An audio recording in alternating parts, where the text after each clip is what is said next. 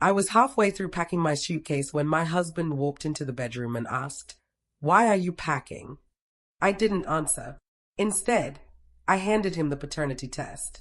Then I looked him straight in the eye and said, "Because she's not mine either." I'm glad you're here, listening to this.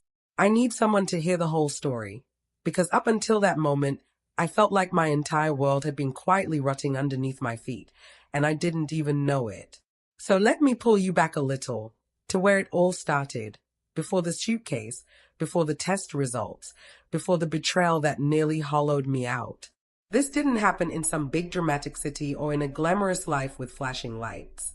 It happened in a small, comfortable town in Wisconsin, a place where neighbors wave from their driveways, where people leave their doors unlocked even if they are gone for the entire afternoon, and where everyone knows the color of everyone else's mailbox. That kind of town. The kind where secrets should be hard to keep, but somehow they still thrive. My husband, Mark, and I had been married for 8 years. 8 very normal, very predictable years. We lived in a warm 2-story house with a creaky staircase and a backyard big enough for summertime barbecues. I always liked that house. It wasn't fancy, but it felt steady. Safe. Like something real. You should know one more thing before I take you deeper. I'm not the kind of person who sees drama around every corner. I'm not wired for paranoia. I don't snoop. I don't chase shadows. But looking back now, I wonder if maybe I should have. Because the truth doesn't always crash through the door. Sometimes it sits quietly in a corner, smiling, waiting for the right moment to tear your life apart. Anyway, on the day that eventually led me to that suitcase, life looked perfectly ordinary. I woke up to the sound of our daughter, Lily, giggling in her room. She was 5 then, pink-cheeked, messy-haired, with a laugh that could soften the darkest mood.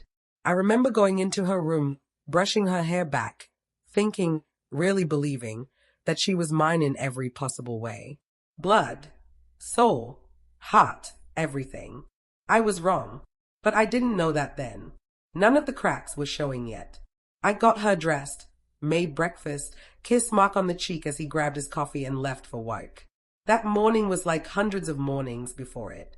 A looped recording of a life I thought was stable and full. And looking back, maybe I clung to that routine too tightly. Routines make us feel safe. Routines make us blind. I even remember telling myself that day, as I wiped syrup off the table after Lily spilled her pancakes, "You're lucky. You have everything you wanted."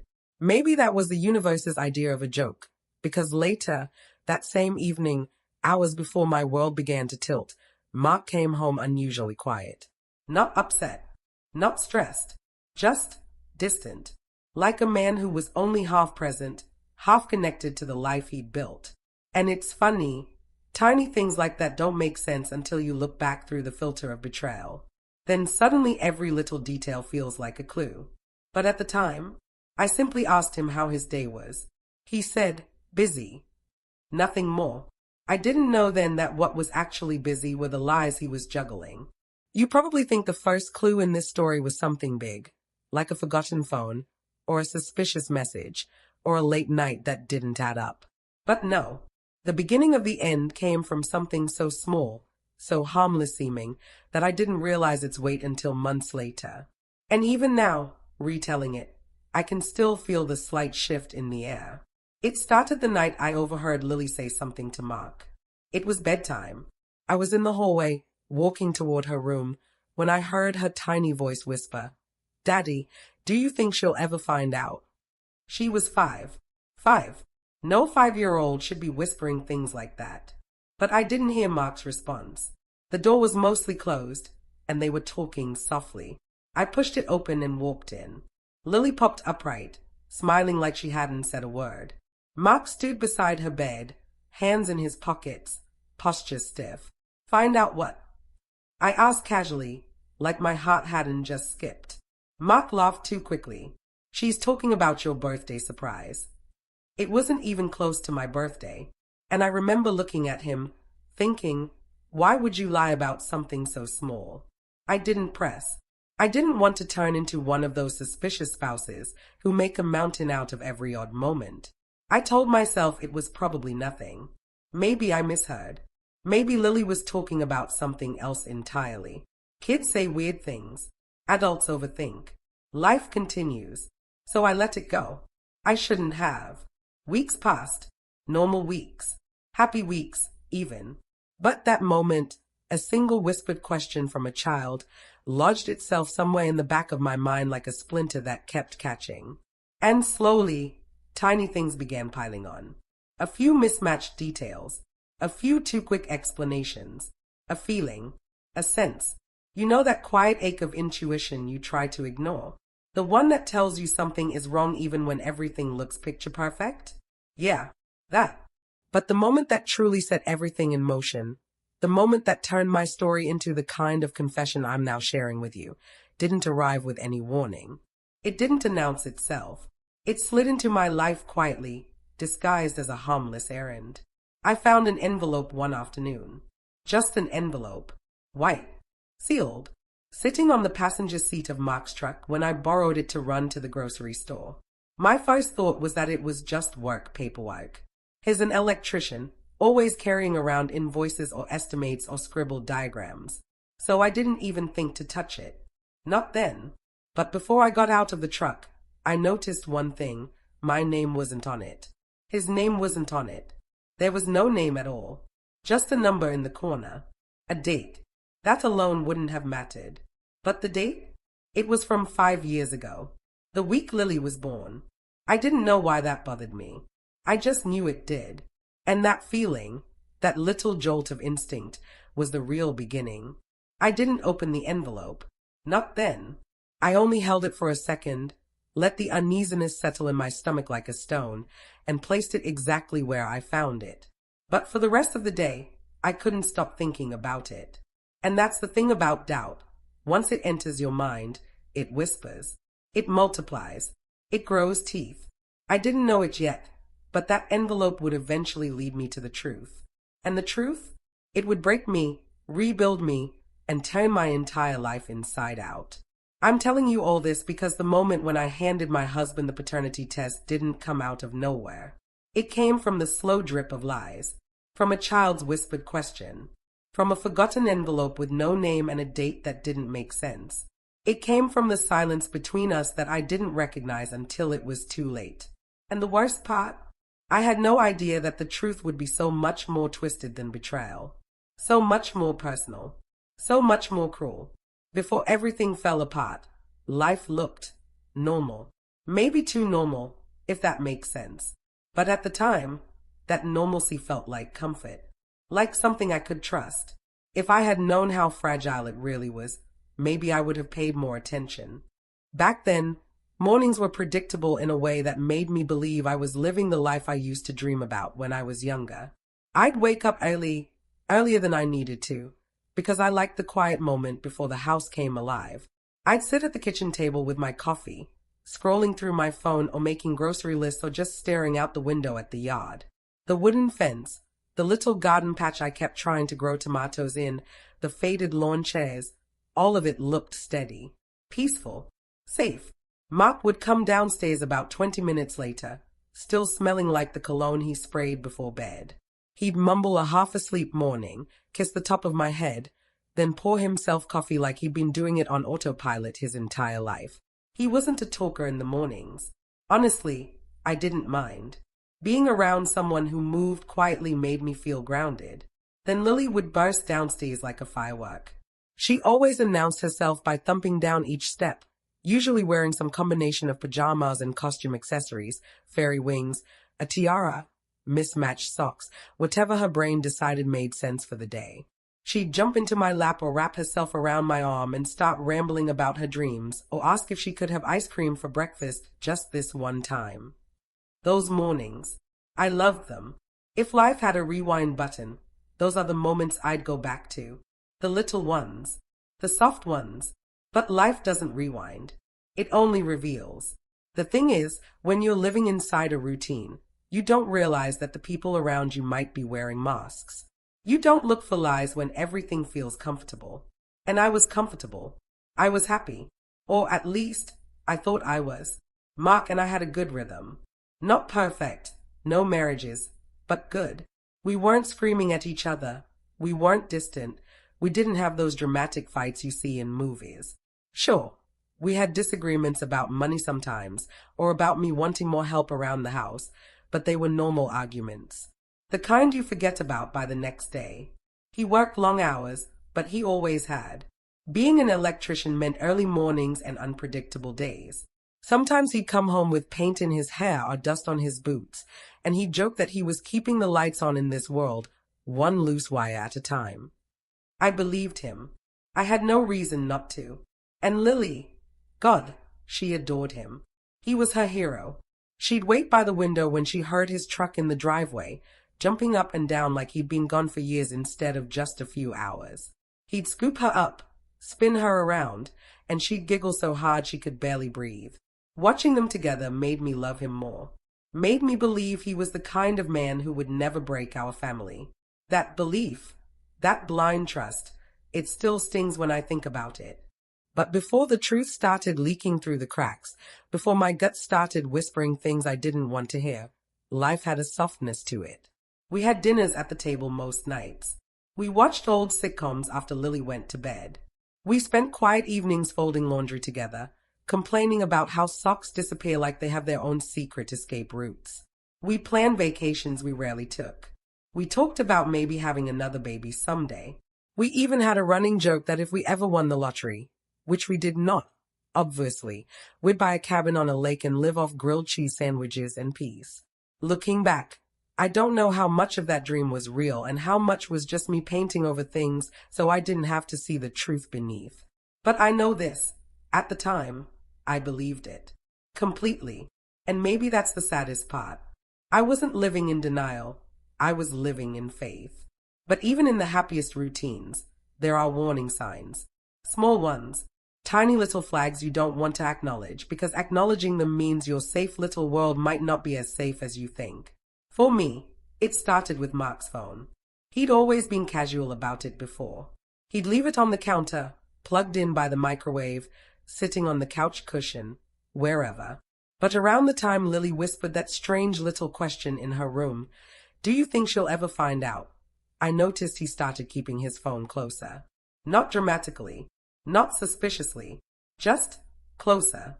He'd take it with him to the bathroom. He'd keep it in his pocket when he used to leave it charging.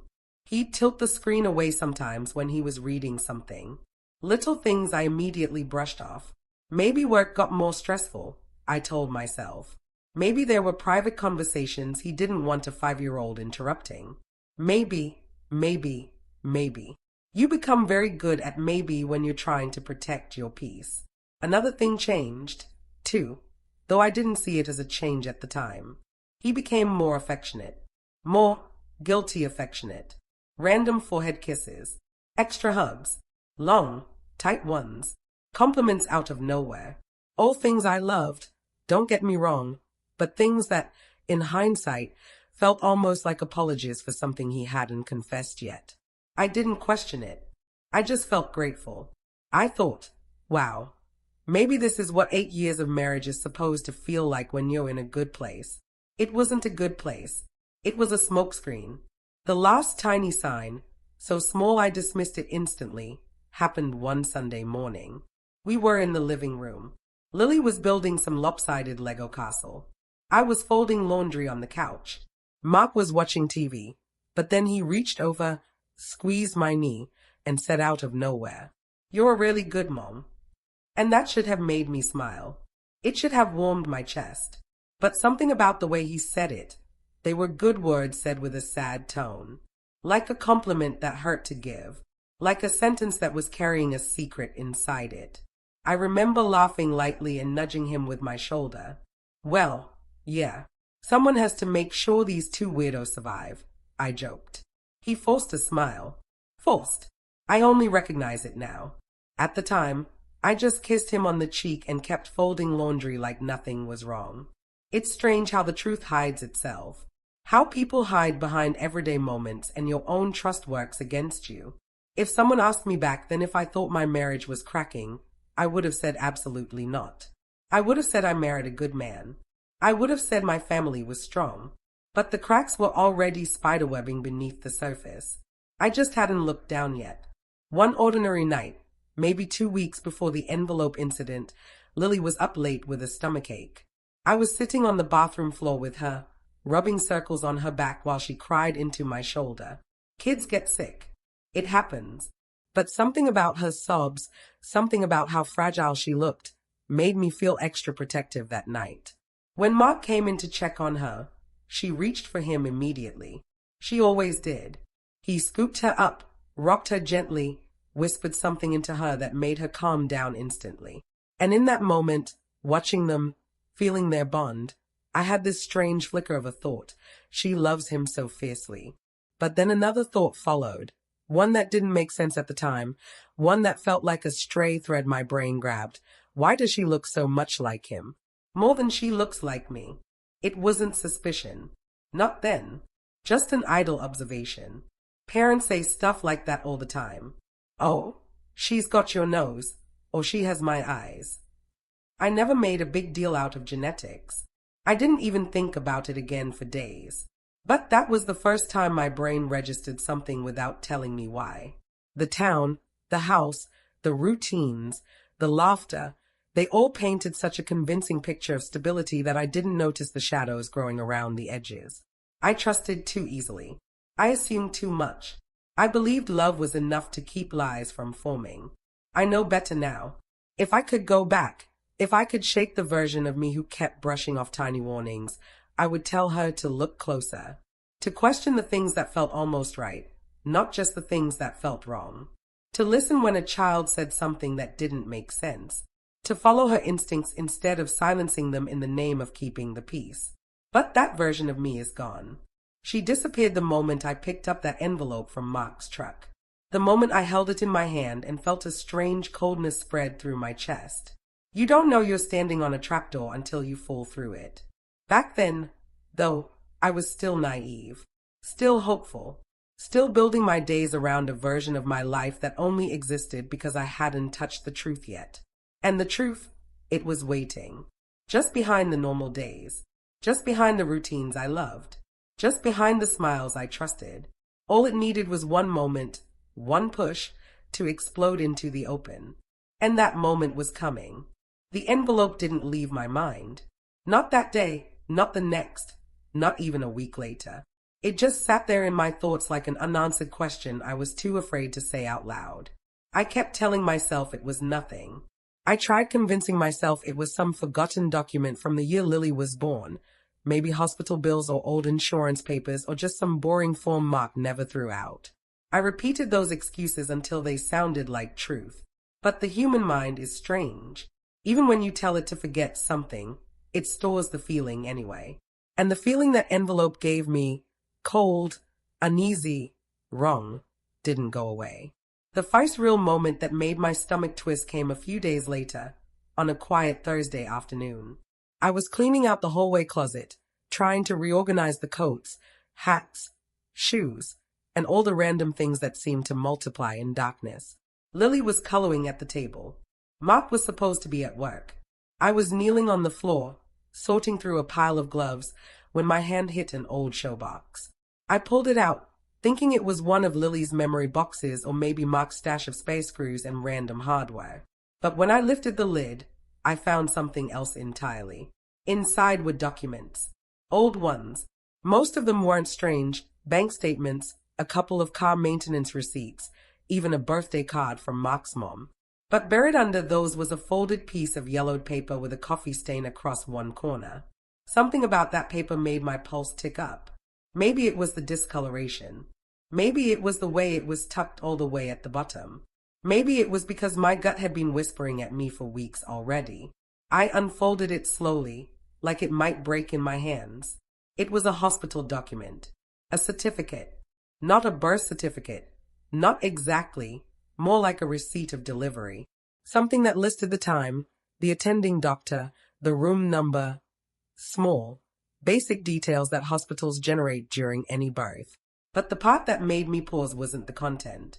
It was the section for parental information. The mother's name was mine, my birthday, my address, but the signature wasn't mine. It was scribbled in handwriting I didn't recognize. And the date listed, That wasn't the date I delivered Lily. Not even close. My heart thudded in my chest so hard I had to put the paper down for a second just to steady myself.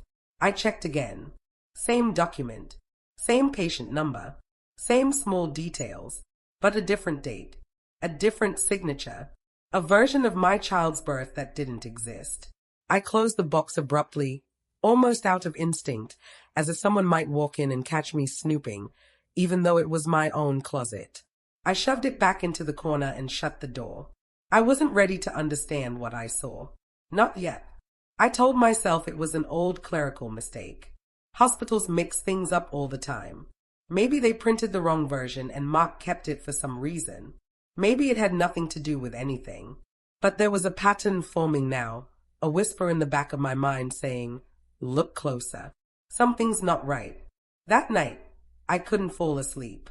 Every time I closed my eyes, I saw that fake signature, that wrong birth date, that unknown handwriting where mine should have been. I kept replaying the whole picture in my head until sunrise. Even the next day, I avoided the closet. Actually, I avoided the entire hallway. I walked around like stepping near it might trigger some truth I wasn't ready to face. I tried to bury myself in normal things, breakfast, cleaning, laundry, playtime with Lily, dinner prep. But everything felt off. Like the air around me had changed. Then something else happened. On Saturday, Lily and I went to the grocery store together. She was skipping beside me, hopping from one tile to the next like she was avoiding imaginary lava. She was laughing, loud and carefree. But when we passed the baby aisle, diapers, formula, all that, I felt this strange pull in my chest. A memory I couldn't quite place. Something that felt familiar and wrong at the same time. I stopped walking without meaning to, staring at the shelves. Lily tugged at my sleeve. "Mummy, what's wrong?" I swallowed, forcing a smile. "Nothing, sweetheart. Let's keep going." But even as we walked down the cereal aisle, the sensation followed me. A feeling like something about Lily's birth didn't add up. Something about how I remembered it, fragmented flashes, blurry images, felt different now that I'd seen that document. Did I remember signing the hospital papers? Did I ever actually see the delivery documents after the birth? Did Mark handle everything?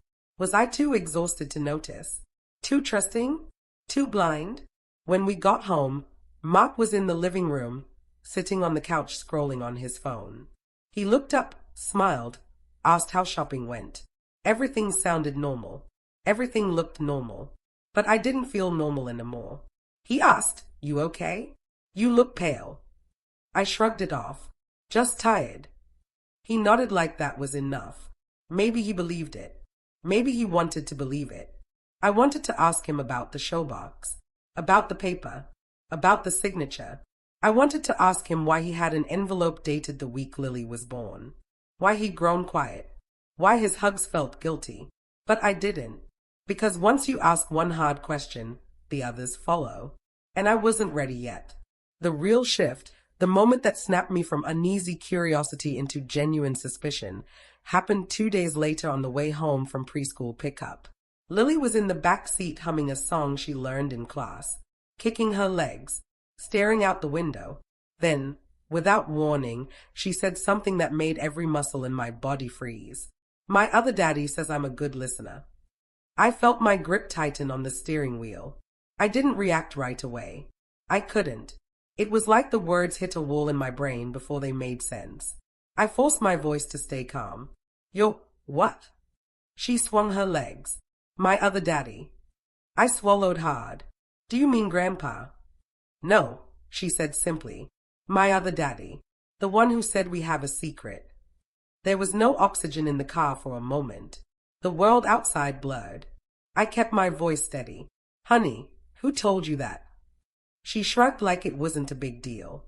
"He said I'm not supposed to tell you." My heart dropped so fast it made my hands shake on the steering wheel. Kids make things up. Kids imagine things. Kids confuse stories. But 5-year-olds don't invent other daddies out of nowhere. Not like that. Not with that wording. Not with the phrase "we have a secret." My mouth felt dry. "When did he say that, sweetie?" She kicked her legs again, humming. I don't remember. But she did remember. I could tell. She just didn't want to say more. I didn't press. Not while driving. Not while my thoughts were racing so fast they tangled. When I parked in the driveway, I unbuckled her slowly, pressing a kiss to her forehead. Thank you for telling me, I whispered. She just smiled up at me, innocent and unbothered. She had no idea those words ripped through me like a blade. Inside, my mind spiraled. Was Lily confusing someone else for a daddy? Was she repeating something she overheard? Was she imagining things? Or was there someone else in her life, someone I didn't know about? Someone Mark didn't tell me about? I didn't ask Mark that night. I watched him instead. I watched every expression, every movement, every pause, every hesitation. And once you start watching someone you trust like a stranger, everything feels different. Little things stood out. He kept his phone face down. He laughed too quickly at my jokes. He played with Lily like he was trying too hard. He asked if I was okay more than usual. He hugged me from behind while I cooked, something he hadn't done in months. But the biggest red flag came later that night, after Lily was asleep. I went to the laundry room to grab a clean towel. His work jacket was draped over the hamper. When I picked it up, something fell from the inside pocket. Another envelope. My blood ran cold before I even picked it up. It was the same kind of envelope. Plain, white, no name, no label, just a small number written in the corner. But this time, the date wasn't from 5 years ago. It was from 2 months ago. I turned it over slowly, my heartbeat pounding in my ears, and for the first time, I let myself accept what I'd been avoiding. This wasn't nothing. This wasn't random. This wasn't a coincidence. It was the beginning of a truth I wasn't ready for.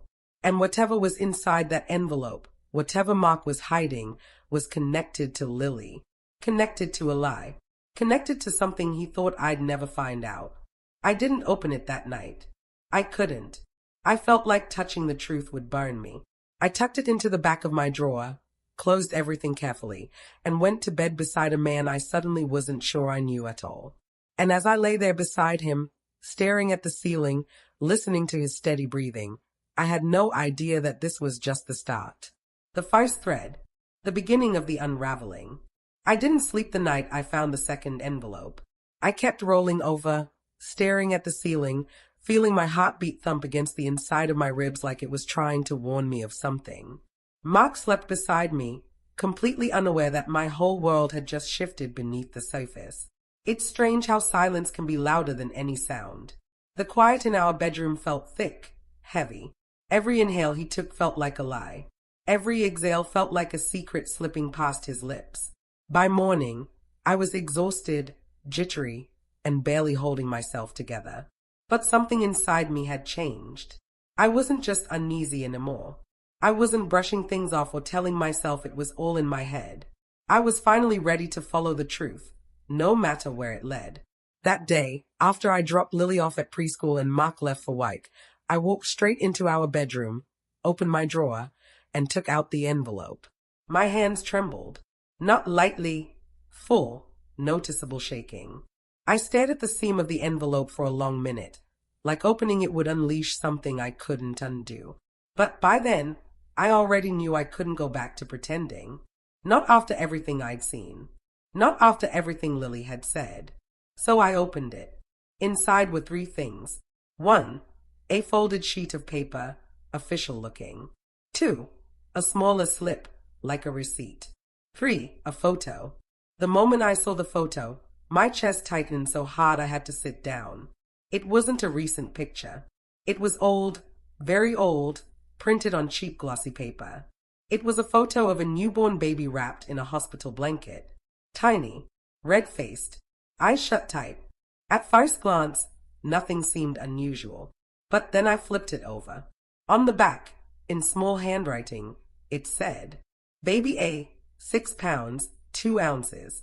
Date, a date 2 days before Lily's birthday, * room 214, MW. And beneath that, a second sentence, hastily scratched out. Swap confirmed. My breath caught in my throat. Swap? Swap what? I stared at the words until they blurred, until they didn't even feel like English anymore. Then I unfolded the larger sheet of paper. It was a hospital lab request. A DNA comparison request. It wasn't completed, not officially. It looked like a draft or an unfiled copy. The test was between. I blinked. My heart stuttered. The test was between Mark and a newborn infant. The mother field was blank. No name, no details, just blank. Under relationship requested to be confirmed, 2 words were checked. Paternal match. And next to it, a handwritten note that said, keep off record. I felt physically sick. My stomach twisted so violently I had to get up and rush to the bathroom. I knelt on the cold tile floor, gripping the edge of the sink while the entire room spun around me. There's this moment in life, this exact moment, when denial shatters. When your brain stops trying to protect you and starts showing you every truth you've been avoiding. That's what it felt like. Broken glass falling. Shards everywhere. When I finally stood again, my legs felt weak. I walked back into the bedroom like I was floating, like my body wasn't mine. There was still the 3rd slip in the envelope, the little one. I picked it up. It was a tiny receipt from a private medical lab. The date? 5 years ago. The test type? DNA identity panel. The client name? Blank. The amount? $387. The signature line? Unsigned. But scrawled across the bottom were the initials MW. Mark's initials. I sank onto the edge of the bed, holding the paper so tightly it crinkled. Pieces were clicking into place, one after another, faster than I could process them. The wrong birth document. The signature that wasn't mine. The baby photo dated 2 days before Lily was born. The handwritten words swapped confirmed. The DNA request with his name but not mine. The envelopes with secret dates. Lily's whispered comment about my other daddy. The way she said, he said we have a secret. A horrible thought crept into my mind like a shadow. What if Lily wasn't the baby I gave birth to? My pulse roared in my ears. It sounded insane. Impossible. Like something that only happens in dark TV dramas, not real life. Not in small Wisconsin towns. Not in our quiet little house. Not with the man I married. But then again, I had never questioned anything before. And maybe that was exactly why this had been possible. I forced myself to sit still, to breathe, to think. The photo, baby A. The baby had a hospital blanket from a place I recognized. The handwriting looked rushed, almost panicked. The phrase swap confirmed looked like it had been crossed out in a hurry. There's a specific kind of panic that takes over when you realize your entire life may have been built on something that wasn't just a lie, but a crime. I grabbed my phone and searched the hospital where Lily was born. I checked their records online, their departments, their staff. I couldn't find anything that helped. I didn't even know what I was looking for. I called their main line, pretending I needed a copy of birth documents. They transferred me through 2 different departments before telling me I'd have to come in person. My hands were shaking so badly I could barely hold the phone. When I hung up, I just sat there for a long time, staring at the wall, trying to breathe, trying to not fall apart. The worst part, I still didn't know the truth. I only had pieces, horrifying pieces, but pieces nonetheless. And every piece pointed toward the same nightmarish possibility. Someone had lied about Lily's birth. Someone had swapped information. Someone had hidden a test. And Mark knew. He knew something. He knew everything. The rest of the day blurred. I went through the motions, picked Lily up from preschool, played with her, made dinner, cleaned up. But I wasn't there. My mind was stuck in that bedroom, stuck on those papers, stuck on that horrifying question. That night, I almost asked Mark straight out. Almost held the documents in front of him and demanded answers. But fear held me back. Not fear of him hurting me physically. Mark had never been violent. It was a different fear. One that said, if he's lying about this, what else could he be hiding? What else is he capable of? What truth am I really standing on? So I watched him again. His face, his movements, his eyes. I noticed something new. He flinched whenever I got too close to his work jacket. He moved his phone charger to his bedside table instead of the kitchen. He kept checking Lily as she slept, touching her hair, brushing her cheek. Not in a fatherly way, in a way that looked like he was carrying a burden I didn't know about. A secret, a guilt. The next morning, I made a decision that changed everything. I drove to the hospital. I didn't call ahead. I didn't schedule anything. I just buckled Lily into the back seat, told her we were going to see the fish tank inside the lobby. She loved that thing, and drove. The hospital smelled the same as the day she was born. Sterile, bright, cold. The memories hit me like a punch. The contractions, the exhaustion, the foggy blur of nurses and monitors. I remembered Mark speaking to someone in the hallway at one point, but I'd been so out of it I never questioned it. I walked up to the registration desk and asked for records from the day of Lily's birth. The woman was polite, but she told me I'd need to submit a formal request. It could take days, maybe weeks. Something in me snapped then, not violently, but urgently. I leaned forward, lowered my voice, and said, I think there was a mistake in my child's records. Her posture shifted. Her eyes sharpened. What kind of mistake? I hesitated. A documentation mistake. It wasn't a lie. Not entirely. She chewed her lip for a second, then typed something into her computer. What's your daughter's full name? I told her. She typed again, then frowned slightly. That's strange. My stomach dropped. What? The electronic file is incomplete, she said. Some sections weren't scanned or uploaded. Which sections? I whispered. She shook her head. It just says missing. It doesn't specify. The room felt like it tilted. Missing? Missing how? Missing why? She tried to reassure me, talking about old systems, human error, accidental misfiles. But the tone in her voice said she wasn't convinced herself. I thanked her, left the desk, and walked out with Lily clinging to my hand. I felt like I'd just stepped into a reality I didn't recognize. But the worst discovery came later that night. I was putting away laundry in our bedroom. Mark was in the shower. His phone, rarely ever left alone, was sitting on the dresser. For years, I never touched it. I didn't need to. I trusted him. But trust wasn't part of my vocabulary anymore. I picked it up. The moment I did, a notification popped up. It was a message, not from a name, but from an unknown number. It said, "Has she found out yet?" My entire body turned to ice. Another message came in seconds later, like the sender knew I was reading it. "You promised you'd keep her out of this." My hand shook so badly I almost dropped the phone. Then the third message. "If she learns the truth, everything falls apart." The bathroom water turned off. Mark was coming out. I placed the phone back exactly where it had been, heart pounding so violently I thought I might collapse. I stepped away, pretending to fold shirts as he walked into the room with a towel around his waist. He smiled, completely unaware. I smiled back, completely shattered. And in that moment, right then, I knew the truth wasn't just a possibility. It was real. It was big. It was terrifying. And the man I married was hiding something so dark it could destroy our entire family. I didn't confront Mark that night. I couldn't. Not because I was scared of him, but because I finally understood something important. I wasn't dealing with a simple lie. I wasn't dealing with a cheating husband. I wasn't dealing with a secret message or a hidden document. I was dealing with a man who had built an entire world I didn't know I was living in.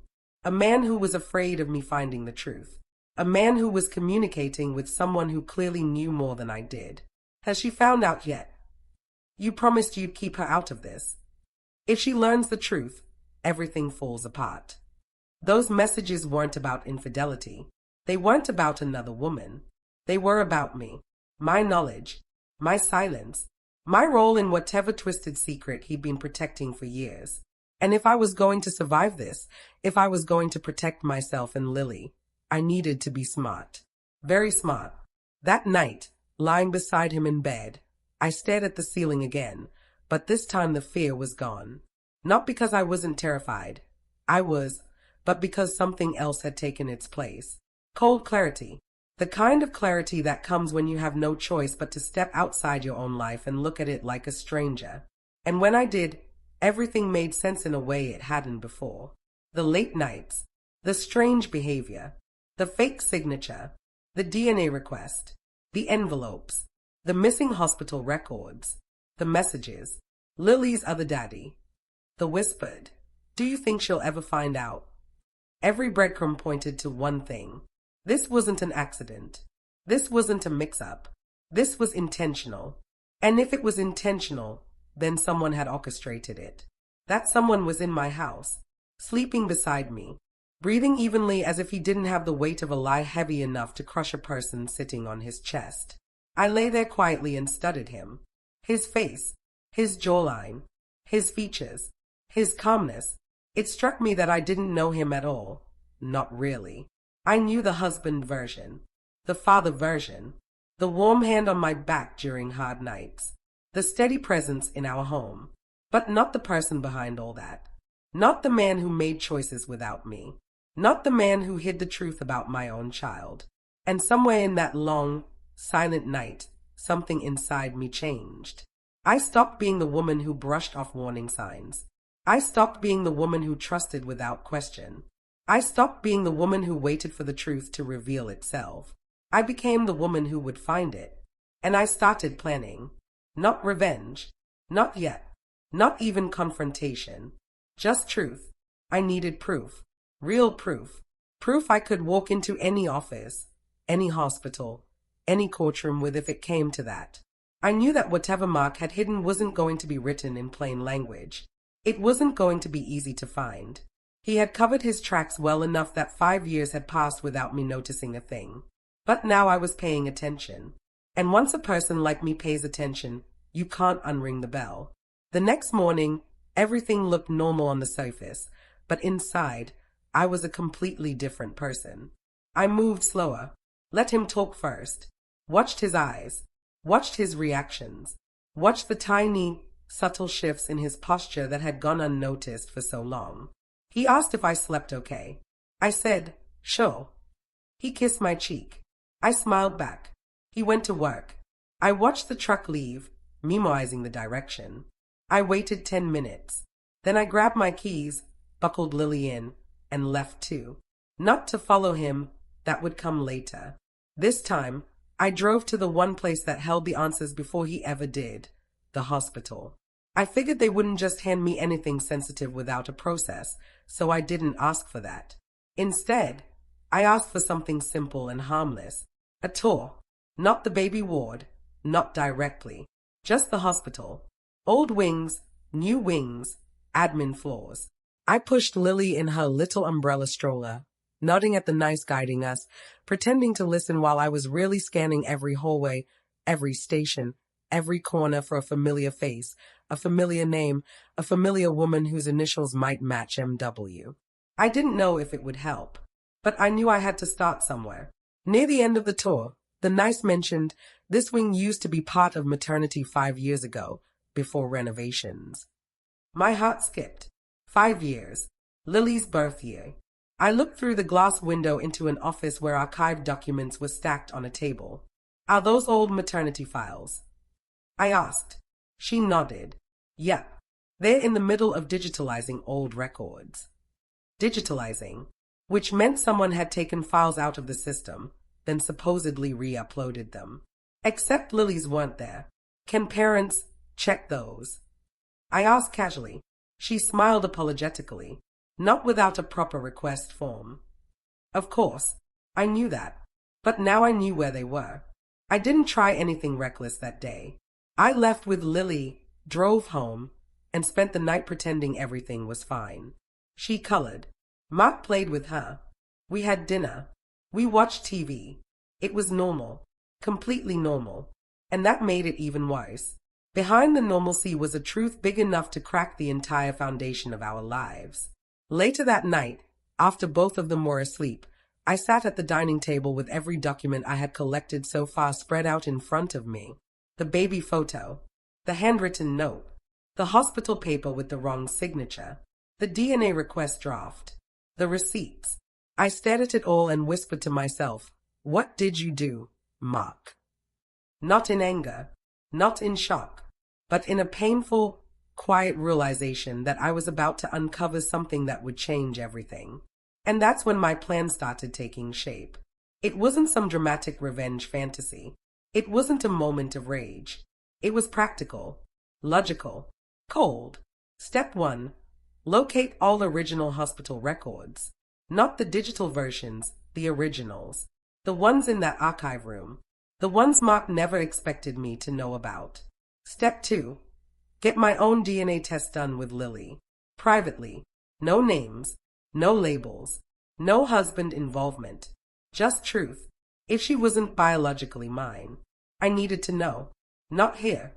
Not guess. No. Step 3. Gather everything in one place before confronting him. If I walked into a conversation empty-handed, he would twist it. He would deny, deflect, confuse, manipulate. But if I had proof, undeniable proof, he wouldn't have anywhere to run. Step 4.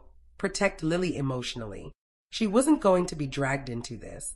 She wasn't going to hear arguments. She wasn't going to see panic. She wasn't going to feel the collapse. Whatever the truth was, it wasn't her fault. She was innocent. She was a child caught in the middle of something she never asked for. And so I moved differently, carefully, quietly. Over the next several days, I became a version of myself I didn't know I had in me.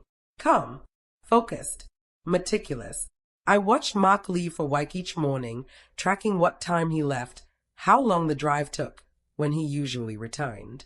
I tracked when he checked his phone, when he locked it, when he hid it. I memoized his habits. I also started preparing for the DNA test. I researched private labs, ones that didn't require both parents' signatures, ones that didn't ask questions, ones that offered rush processing for an additional fee. I scheduled it for a weekday morning when Mark would be long gone. But the most difficult part of the plan, the part that required perfect timing, was accessing the hospital archives. I knew I couldn't just walk in during normal hours and ask to see restricted files. So I watched. I visited the hospital twice more under innocent pretenses. Each time, I paid attention to shift changes, to badge access, to which doors locked automatically and which didn't. I wasn't planning to steal anything, just to look, to find the truth.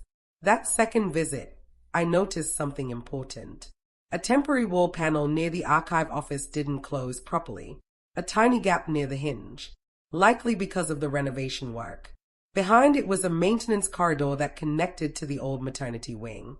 My heart rate spiked when I saw it. Not out of fear, out of realization. There was a way in. For the first time, I felt like the truth was within reach. Not abstract, not hidden, not out of bounds, real. But before I took any risks, I needed the DNA test. I needed the most important piece of information. Was the child I loved, raised, and protected even biologically mine? The thought alone made my throat tighten. I hated myself for asking the question. I hated the possibility behind it. But I also knew that I couldn't avoid it anymore.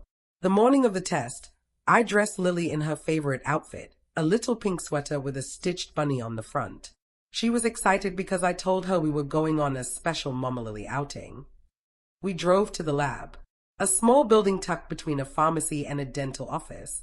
Clean, unassuming. They took gentle swabs from both of us. It was quick, painless, simple, too simple, considering what it could reveal. They told me the results would be ready in 3 days. I nodded, paid, left. The moment we stepped outside, the cold air hit my face and brought a sting of tears with it.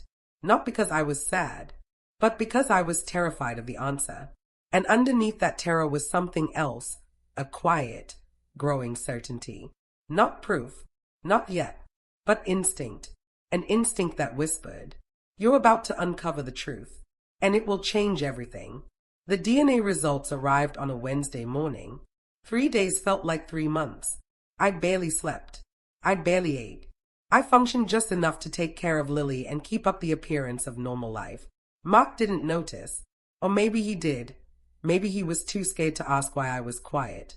Either way, When my phone buzzed with the lab notification while I was standing at the kitchen counter, everything inside me went still. A strange, icy calm flooded through me. No panic, no breaking down, just stillness. The email subject line burned into my retinas. Your DNA results are ready. I opened it. My eyes scanned, and the world snapped. Probability of maternity, 0% conclusion. No biological relationship detected. My breath didn't come right away. It hit me in a delayed wave, sharp and crushing, like I couldn't inhale properly. I gripped the counter. Hard. Hard enough my knuckles went white. There it was, in black and white. Scientific. Undeniable. Final. She wasn't mine. Not physically. Not biologically. Not by blood. But emotionally. Everything inside me screamed she was still my daughter. Nothing, not a test, not a document, not a man, could rewrite that part. Lily was in the living room watching cartoons, humming softly, completely unaware that the world had just cracked under her feet. I wiped my eyes, grabbed the printed copy I had sent to my laptop minutes earlier, folded it cleanly, and slipped it into my purse. No more waiting. No more hesitation. No more pretending. I knew exactly what I needed to do. Today was the day. Mark came home early. That was unusual. He never did that. He walked through the door with a forced smile, tight, strained. "Hey," he said softly. "Hey." He looked around. "Where's Lily?" "In her room," I said. "Playing." He nodded, relieved. Too relieved. Something in his posture told me he sensed the shift in the air. Or maybe he already knew the results were coming. Maybe he had been waiting, dreading, counting down. I stepped closer. Calm, controlled. "We need to talk." He froze. His throat bobbed. His eyes flicked to my purse like he already knew what was inside. "What about?" he asked, voice too even. "You know what about." He swallowed. "Can it wait?" "No," I said. "Not anymore." His jaw clenched. He rubbed a hand over his face. Like a man caught. Like a man exhausted by his own lies. I motioned toward the dining table. He followed me reluctantly. We sat across from each other. I didn't waste time. I didn't soften anything. I took the folded paper from my purse and slid it across the table. The DNA test. His eyes dropped to it. He didn't reach for it. He didn't breathe. He didn't blink. He just stayed. "Open it," I said. He didn't move. "Open it," I repeated, sharper. His fingers trembled as he picked it up. He unfolded it slowly. Too slowly. Like each line of text punched a hole in whatever story he had rehearsed in his head. When he reached the bottom, his shoulders sagged. He let out a long, shaking breath. "I'm sorry," he whispered. I felt something inside me snap. "Sorry," I repeated. "Sorry for what exactly, Mark?" He didn't answer. "Say it." His eyes filled. She's not biologically yours." Everything inside me burned. "I know that," I said. "What I don't know is why. Or how. Or what the hell you did." He flinched. "I didn't mean for it to." "Stop." I held up a hand. "I don't want excuses. I want the truth. All of it. Right now." He swallowed hard, his voice cracking. "You were so weak after the birth. You lost a lot of blood. They had to sedate you. You don't remember." "Remember what?" My heart slammed against my chest. "Remember what, Mark?" He covered his face with both hands. "The baby wasn't healthy." I stared. "Whose baby?" The one you had." I felt sick. "What do you mean wasn't healthy?" He looked up, tears streaking down his cheeks. "She wasn't breathing right. They took her away fast. The doctor said they were trying everything." I blinked. "Trying everything?" His lip trembled. "They didn't save her." The words hit like a bat to the chest. "No," I whispered. "No. You're lying. You're lying." "I'm not," he choked out. She didn't make it." My world spun, violently. "You're telling me I gave birth and my baby died And you never told me. I couldn't, he cried. You were unconscious. You were unstable. The doctor said telling you right then could. I slammed my fist on the table. That wasn't your choice. He broke. He sobbed into his hands. I stood abruptly. The room blurred around me. My legs barely held me upright. How did I end up with Lily then? My voice shook uncontrollably. How? He didn't answer. How? Mark. He finally forced the words out. I switched her. My knees buckled. I grabbed the back of a chair to stay standing. You… what? He wiped his eyes, shaking violently. There was another newborn. A little girl. Same time. Same hall. Her mother was gone. Drug overdose. She didn't want her. The baby was alone. No name. No father. No family. I stared at him in horror. They were going to put her in the system, he whispered. I saw her in the nursery. She looked just like she could have been ours. A cold sweat broke over my body. You stole a baby, I whispered. No, he cried. No, I didn't steal. Yes, I snapped. You did. You stole a baby, Mark. She was going to be abandoned, he shouted through tears. I couldn't let that happen. I couldn't let you wake up and lose everything. I wanted to save you. I wanted to save her. I backed away like he was a stranger. You forged my signature. Yes. You falsified documents. Yes. You hid the truth for 5 years. I had to. You didn't have to do anything except tell me the truth. He broke again, head in his hands, crying like a man who knew everything was lost. The room felt too small, the air too thin, my chest too tight. You took a child that wasn't ours, I whispered. You lied to me every day of her life. You let me believe. He cut in desperately. You are her mother. You are. You raised her. You love her. That's real. That's not the point. I screamed. He jumped. I never screamed. Not like that. Not in 8 years of marriage. I stared at him through tears I didn't remember forming. You didn't save me, Mark. You trapped me in a lie. You trapped her in a lie. He shook his head violently. I did it for us. You did it for you. Silence crashed between us, loud, suffocating. Then he whispered something that made my blood run cold. You were never supposed to find out. Those words, those exact words, the same phrase Lily had said, the same phrase whispered by a stranger in messages. Everything clicked. Hard. You weren't doing this alone, I said slowly. He froze. You had help. His jaw tightened. My voice dropped to a cold whisper. Who helped you, Mark? He didn't answer. Who? He swallowed hard. A nice. My stomach turned. Her name. I demanded. He hesitated. Mark, I warned, if you lie now, I'll walk out that door and never come back. He broke. Megan. M.W., I whispered. The initials. On the envelopes. On the documents. On the photo. He nodded, defeated. She knew the situation. She said it wasn't the first time a mother overdosed. She said the baby would disappear into foster care anyway. And you convinced her to switch the babies. My voice shook with disgust. He closed his eyes. We told ourselves we were saving a life, saving a family. You destroyed two, I whispered. Possibly more. He started to reach for my hand. I stepped back. Fast. Don't, I said. Don't touch me. He froze midair. Where is she now? I asked. Megan. Yes. She moved. Years ago. Out of state. Convenient. Of course. I didn't sit. I didn't cry again. I didn't break.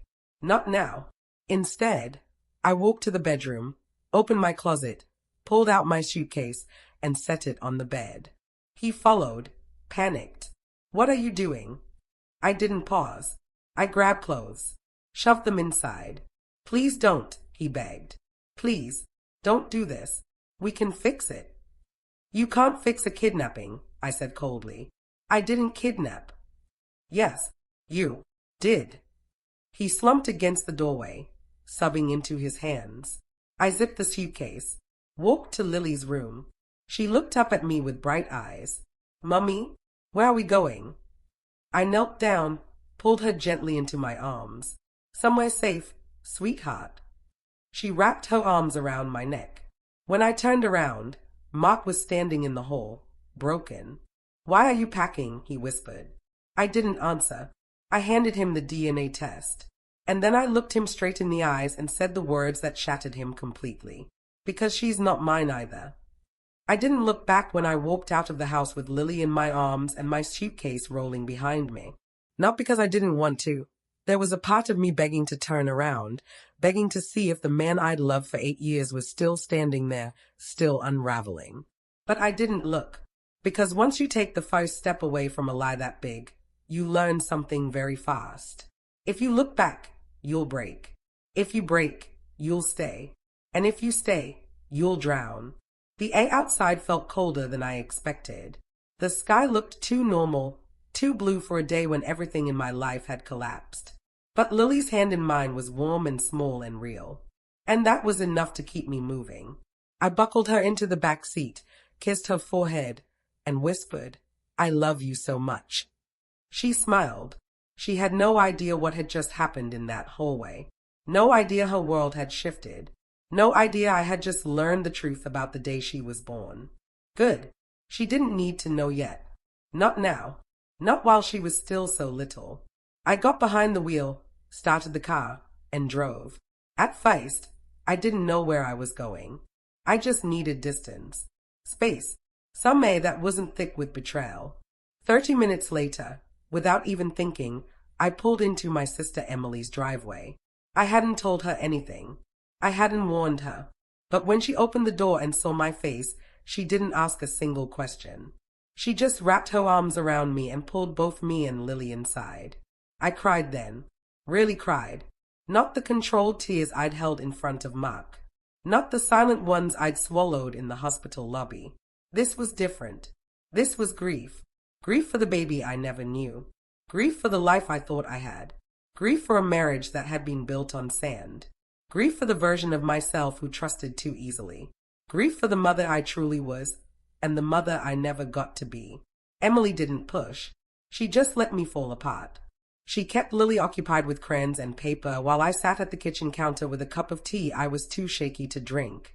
Eventually, when the tears ran out, she squeezed my hand. "What happened?" she whispered. And I told her. Everything. Piece by piece. Document by document. Lie by lie. Her face shifted from confusion to horror to rage to heartbreak. She didn't interrupt. She didn't tell me to calm down. She didn't tell me to think before making decisions. When I finished, she exhaled softly and said, "You did the right thing. Leaving." I nodded because I knew she was right. But knowing something and feeling it are two different things. I felt empty, numb, like someone had scooped out the inside of me and left the shell behind. Lily climbed into my lap then, resting her head on my chest, and the numbness cracked just enough for love to seep through. She might not have been born from my body, but she had been born into my heart. And that bond wasn't something anyone, not a man, not a nice, not a test, could take from me. Emily set up the guest room for us. She let Lily sleep with her favorite stuffed animal from the toy bin she kept for nieces and nephews. She made sure I ate something. She sat with me long into the night, even after Lily had fallen asleep. But when the house finally got quiet, really quiet, the weight of everything sank even heavier into my bones. What now? What do you do when your marriage implodes? When your identity as a mother shifts under your feet? When you realize the last 5 years of your life were built on someone else's decision, someone else's crime? You breathe, one breath at a time, one step at a time. The next morning, before Lily woke up, I called an attorney. Not because I wanted to punish Mark out of revenge, but because I needed to understand my rights. Lily's rights, the legal implications, the future. The attorney listened carefully, then said something that made my throat tighten. "You are her legal mother, regardless of biology. You have raised her since birth. That does not change." My eyes burned. relief and sorrow tangled together. But, she added, there will need to be an investigation.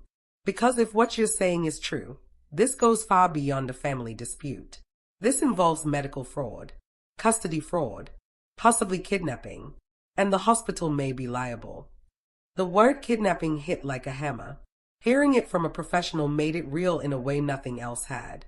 You need to stay somewhere safe, she said gently, and do not speak to your husband until we have a plan. I agreed. The next few days moved slowly, like wading through thick mud. Mark called, over and over and over. I didn't answer. He left voicemails, some begging, some angry, some broken, some apologizing so frantically the words barely made sense. He sent texts, rows and rows of them. Please talk to me. I can explain. You don't understand everything. I did this for you. You're still her mother. Come home. We can fix this. I love you. You're my whole life. Please don't take her away. I didn't reply. I didn't even open most of them. The attorney told me to document everything, so I saved them. Mark also showed up at Emily's house on day 3. Knocked on the door, panicked and teary, begging to see me, begging to talk. Emily answered and told him calmly but firmly that I wasn't available. He tried to push past her. Not violently, just desperately. Lily peeked around the corner and saw him. Her face lit up. Daddy. And that hurt. Oh God, it hurt. Because he was her father. In every way except the biological one. And she loved him. Deeply. But I couldn't let her near him. Not yet. Not until the truth was settled and safe. I gently guided her back toward the living room. Her little voice asked, "Why can't Daddy come inside?" I swallowed hard. "We're taking a little break, sweetheart. Just for now." Her eyes drooped with confusion and sadness, and it shattered something inside me. But it was necessary. Emily shut the door in Mark's face. He stood on the porch for almost 10 minutes, sobbing. Then he left. The house felt heavier after that. I spent the next week in a strange limbo, half healing, half breaking, half mothering, half unraveling. Lily stayed close to me. She clung a little more, asked a few more questions, crawled into my bed at night. She knew something was off. Kids always do. But she didn't know what. And I wanted to keep it that way as long as possible. Meanwhile, the investigation began. The attorney reached out to the hospital. Records were requested. Statements were drafted. The missing documents suddenly reappeared. Digital scans that looked suspiciously altered. When she forwarded them to me, I saw the fake signature again. That same jagged handwriting. The same forged loops pretending to be mine. I felt bile rise in my throat. A detective eventually contacted me too, explaining that depending on what turned up, charges might be possible. Not against me, but against the nice Mark mentioned. Against Mark himself. Hearing that was surreal. The man who had tucked Lily into bed every night might face prison. But here's the thing. Even after everything he did, I didn't want him gone from Lily's life forever. He loved her. Truly. He cared for her. Raised her. Adored her. His choices were unforgivable. But his love for her wasn't fake. And that complicated everything. The attorney asked me a question that kept echoing in my head. What do you want to happen? And I didn't know. I still don't fully know. What I did know was this. I wanted the truth. I wanted safety. I wanted stability. I wanted Lily protected from the fallout of adults' mistakes. I wanted answers about the baby I lost. I wanted closure for the child who was switched. I wanted to understand how this could happen. I wanted a future that wasn't built on secrets. I wanted peace. Slowly, very slowly, that peace started to take shape. Emily supported me. Friends reached out when they heard I was staying with my sister. I found a therapist who specialized in trauma and grief. I started sleeping again. Badly, but sleeping. I started eating again. Breathing again. Most importantly, I started separating my identity from the pain. I wasn't just a woman betrayed. I wasn't just a victim of a hospital's failure. I wasn't just the mother of a switched child. I wasn't just the wife of a man who made unthinkable choices. I was still me. And Lily, my Lily, was still mine in every way that mattered. But the future, that was still uncertain. And I knew that eventually I'd have to face the hardest part. What comes next? In the weeks that followed, life settled into a strange kind of quiet. A quiet that wasn't peaceful yet, but wasn't chaotic anymore either. It was the in-between space where you finally stop falling, but you haven't quite found your footing. A space where you breathe differently, slower, more deliberate, more aware of everything you used to overlook. I learned something about myself during that time. Not from the shock, not from the betrayal, not from the tragedy I never knew I lived through. I learned it in the quiet, in the moments when the world finally stopped spinning and the truth simply existed without the heat of panic wrapped around it. I learned that resilience isn't loud. It isn't dramatic. It doesn't roar. Resilience is quiet, steady. It's the voice inside you that whispers, "Get up. Keep going. One more day." Even when everything feels too heavy to carry. I clung to that voice. I kept showing up for Lily. I kept talking to my attorney. I kept going to therapy. I kept rebuilding the parts of myself that had cracked. Piece by piece, thought by thought, day by day. And slowly, shockingly slowly, I started to feel like I wasn't living inside the wreckage anymore. I was standing next to it, looking at it clearly for the first time. I didn't hate Mark. I thought I would. Part of me wanted to. It would have been easier. But hate requires energy, and I didn't have any left for him. What I felt instead was something calmer, heavier, and strangely sadder. Acceptance. Not acceptance of what he did, because there's no world where that's acceptable. Not acceptance of the lies or the pain they caused, but acceptance that he was a flawed human being who made a catastrophic choice out of fear, out of love, out of panic, out of ego, maybe all of it at once. People expect villains to look like monsters. Sharp teeth, cold eyes, dark shadows. But sometimes villains are people who love you. People who tuck your child into bed. People who bring you coffee in the morning. People who break you not because they wanted to, but because they couldn't face the consequences of telling the truth. I can understand the humanity in that without forgiving the damage it caused. Eventually, the investigation reached a point where decisions had to be made. There was evidence of negligence, evidence of falsified paperwork, evidence the nurse had participated, evidence Mark had buried things he shouldn't have. Charges were considered. Some were dropped, some were filed, and some were left to the hospital to handle internally. That part of the story isn't mine to finish, not publicly, not fully, not yet.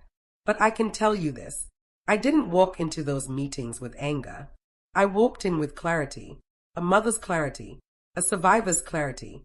I told them I wanted the truth preserved. I wanted accountability. But I didn't want to tear Lily's world apart more than it already was. And slowly, thankfully, that wish was respected. Mark is still in Lily's life, but not in mine. We co-parent carefully, gently, with boundaries so firm you could build a house on them. He knows I will never trust him again, and he doesn't ask me to. He knows I will never see our marriage as anything but a memory now, and he accepts that. Lily is too young to understand the depth of what happened. One day she'll have questions. One day she'll deserve the truth. And when that time comes, I'll tell her, not with bitterness, not with blame, not with pain dripping from every word, but with honesty, with compassion, with the love of a mother who didn't give birth to her, but still chose her every single day afterward. Because that's what motherhood is. Not biology, not blood, not DNA. Motherhood is choosing, over and over, even when it hurts, even when everything falls apart, even when the truth tries to convince you that the bond shouldn't be real. I choose Lily, every day, every moment, every breath.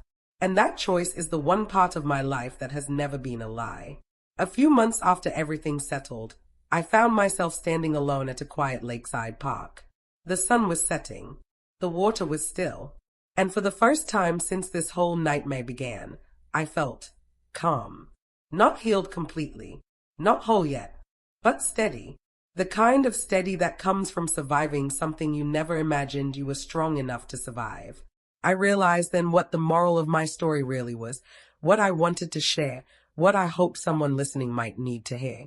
Sometimes the truth destroys everything you knew, but it saves the person you were meant to become. I learned that the hard way. Through loss I didn't remember living. Through lies I didn't know I was breathing. Through love that wasn't enough to keep a broken foundation from crumbling. But here I am, still standing, still fighting, still choosing the light, still choosing to be a mother, still choosing myself. And if there's one thing I want you to take away from my story, it's this. You can survive the worst truth you ever discover if you refuse to let it define you. Now, before I go, let me say the lines you asked me to include, because your support truly does mean more than you know. Did you like my story? Please like and subscribe and tell me in the comments where you're listening from. I want to know how far this story of mine travels. And if you're listening to this right now, if my voice is reaching you wherever you are, just remember one final thing. You're allowed to rebuild your life, even when you didn't choose the moment it fell apart.